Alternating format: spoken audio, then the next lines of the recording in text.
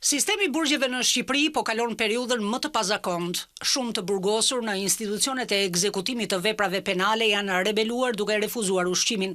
Ata kërkojnë amnisti dhe mbi të gjitha mos aplikimin e regjimit 41 bis që izolon kriminalët me famë, ndërsa kanë edhe 13 kërkesa për autoritetet përkatëse.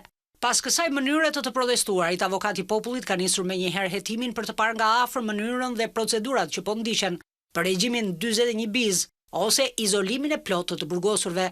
Rekomandimi i avokatit të popullit është dorëzuar në datën 23 shtator 2020, ndërsa ende nuk ka një përgjigje nga Ministria e Drejtësisë apo nga drejtori i përgjithshëm i burgjeve Agim Ismaili, që pas marrjes së drejtimit të drejtorisë së burgjeve nga Agim Ismaili, në institucionet e ekzekutimit të veprave penale janë shfaqur probleme të shumta, madje jo të pakta kanë qenë rebelimet e të burgosurve për mënyrën e trajtimit.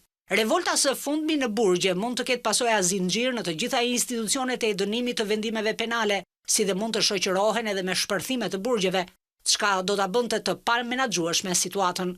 Ndaj Ismailit ka edhe një padinë spak nga ish bodyguardi Berishës Izet Haxhia, i cili ka dalë kundër vendosjes së masës së izolimit.